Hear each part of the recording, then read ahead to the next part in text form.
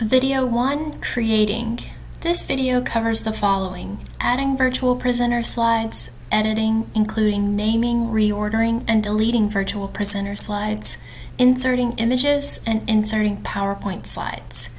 To begin, load any patient file.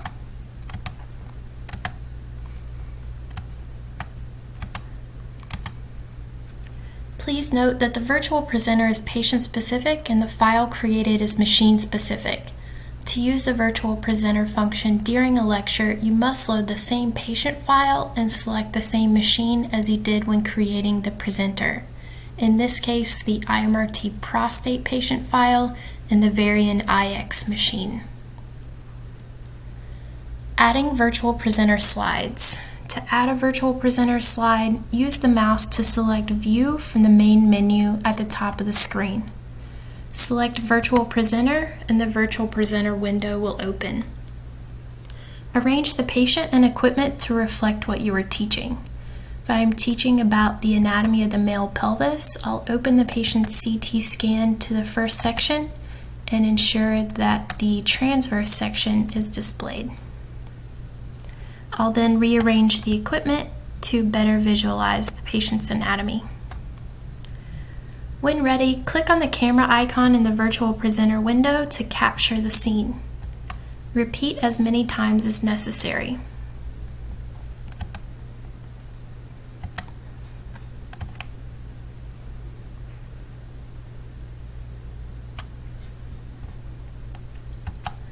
The last slide added will be placed at the end of the list in the virtual presenter window. If you wish to start from or return to a specific scene, select the camera with the plus sign icon in the virtual presenter window. This will capture the scene. Again, you can repeat as many times as necessary, and the last slide added will be placed at the end of the list in the virtual presenter window.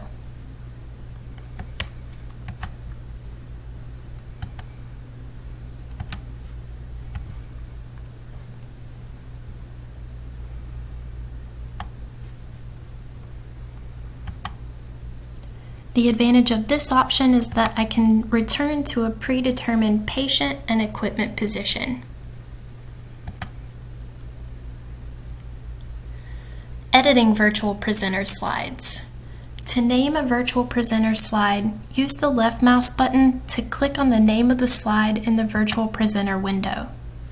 Replace the text with the desired name and hit Enter on the keyboard. To reorder patient presenter files, click on the name of the slide you wish to move in the virtual presenter window. Hold the left mouse button down as you drag and drop the slide to the desired location in the list. Release the mouse button. To delete virtual presenter slides, click on the name of the slide you wish to delete in the virtual presenter window. Click on the X icon in the virtual presenter window. Inserting images. To insert an image, click on the photograph icon in the virtual presenter window. Select Image and find the image you wish to insert. Select the image and click Open. The image will be placed at the end of the list in the virtual presenter window. Inserting PowerPoint slides. To insert a PowerPoint slide, open a previously created PowerPoint presentation in the PowerPoint application.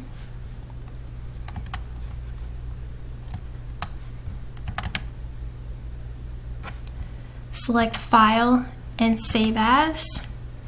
Choose a destination and change Save As Type from PowerPoint presentation to JPEG file interchange format.